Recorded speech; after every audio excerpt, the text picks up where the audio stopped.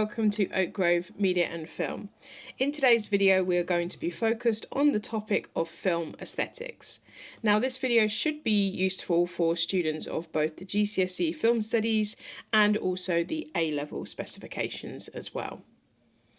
The video today will cover off the fundamentals of film aesthetics, so what we actually mean by that term, aesthetic or aesthetic effects, and then we will start to investigate where aesthetic can come from, so the factors or influences that can contribute to a film's overall aesthetic. So let's start off with the fundamentals, like what do we actually mean when we talk about film aesthetics? I think in the most sort of simplistic of terms, film aesthetics is referring to those visual and auditory elements that give the film its own unique look and feel, or a style, if you like. So as I say, the most basic terms, film aesthetics is the look of the film. So this is something that's going to be created by the directors and the cinematographers, usually, very much, in collaboration with one another. And it's how they use their colour palettes, how they use their cinematography, how they're using, lighting more specifically. And also things like the editing style and the use of sound. All of those things can contribute to creating an overall look of a film. Now, every single film that you study will have its own aesthetic style, but some films have got much stronger, much bolder aesthetics than other films. So, for instance, a film like Rocks on the GCSE paper has a really sort of naturalistic aesthetic effect to it, in comparison to a film like Singing in the Rain, for instance, which is obviously much more sort of vibrant, larger than life, over the top in its aesthetic stylings. So it's about sort of determining what the aesthetic is of each of the films that you have studied. Okay, so what we're going to have a look at now are the factors that can influence and help shape the overall aesthetic of the film. Now, it might be one of these things that has really helped to shape the aesthetic of your studied film, or it could be a combination of them. So do have a think about, whatever your film texts are, and whether or not some of these ideas can apply. But the most important thing is to sort of have a look at what your overall aesthetic is, and then how it's been achieved through the director's use of micro elements. So let's start with perhaps one of the most significant influences of film aesthetics, and that is genre.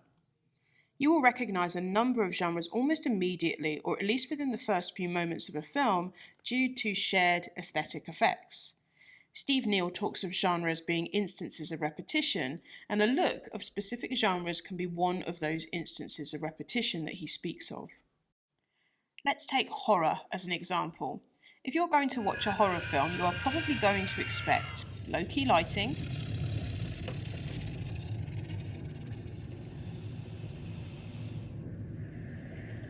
long takes which build up to a sequence of quick cuts,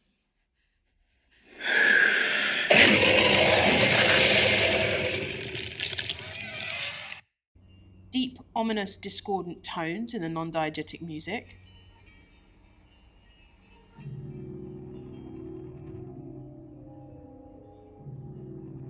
as well as troubling imagery.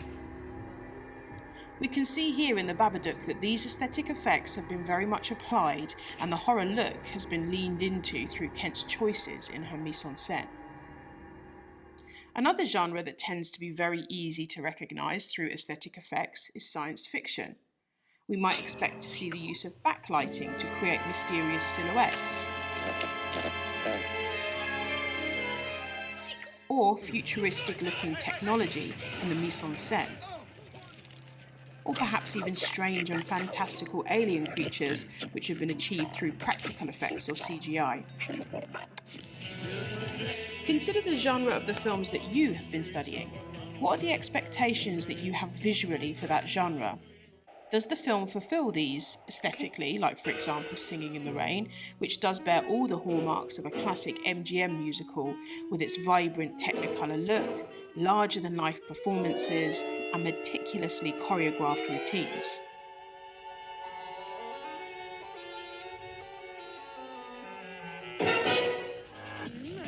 Or does it seek to subvert genre expectations in the way Attack the Block does? A science fiction which mixes in unlikely locations such as a London council estate and even more unlikely heroes with the gang of London teens. Playing with audiences' aesthetic expectations can create very interesting outcomes. The next factor which can have an influence on a film's aesthetic is the time period the film was either made in or set in. A number of films on the GCSE specification, particularly from Paper 1, were made in the 1980s, such as E.T., The Lost Boys, Sure. When Harry Met Explain to Sally, me how you do it. What do you say? and Ferris Bueller's Day Off. The era of the film can be seen especially through aspects such as costume, hair and makeup, and even through the props and settings used. However, some of the films on the GCSE and A-level are set in different eras from when they were made. So let's stay with the 1980s. Blinded by the Light, Pride, and Submarine were made in the 2010s, but they take their aesthetic qualities from the 1980s. These types of films often amplify the look of the era that they're trying to recreate, and it creates a much more concentrated look.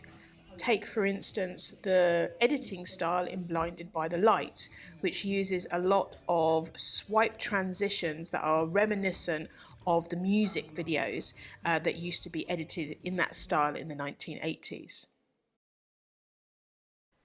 The final area we will explore in this video is the impact that the filmmaker can have on an overall aesthetic. Some filmmakers are well known for the unique look that they bring to their own work. Influencing aspects that we have already investigated, such as genre and era, can actually be trumped by a filmmaker who has their own distinguishable style. Consider the filmmaker Tim Burton, for instance. His films are very easy to recognise no matter what genre he is choosing to tackle, whether it's the horror of Sleepy Hollow or the children's fantasy of Alice in Wonderland. Each of his films tend to feature gothic overtones which have been inspired by German expressionist films. He pairs bold, bright colours with more ominous, darker and shadowy imagery. All of this is usually accompanied by a score by Danny Elfman. The overall impact is something unique to Burton that is instantly recognisable. Take some time to consider the films that you have studied and do some wider research into whether the director has a style that is unique to them. Some filmmakers from the GCSE and A-level who would be considered as directors with a distinguishable style include Christopher Nolan, Richard Ayoade,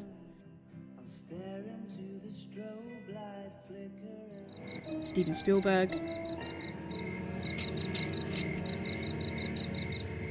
Greta Gerwig, she looked up and across the barn. Taika Waititi,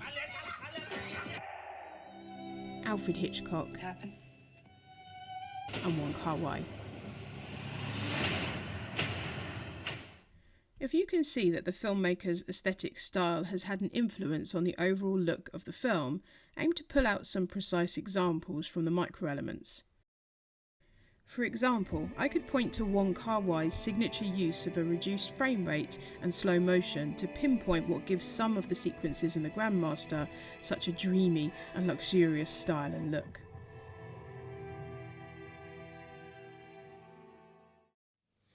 So hopefully you found that video on film aesthetics of use and it's made the topic a little bit clearer for you. If you did like the video, please do remember to give it a like, subscribe to the channel if you're interested in more content like this, especially if you're a film studies student and or a media student, as we are uploading new content all the time. Do remember to hit the notification bell just so that you are aware of any of the latest uploads. However, until next time, goodbye.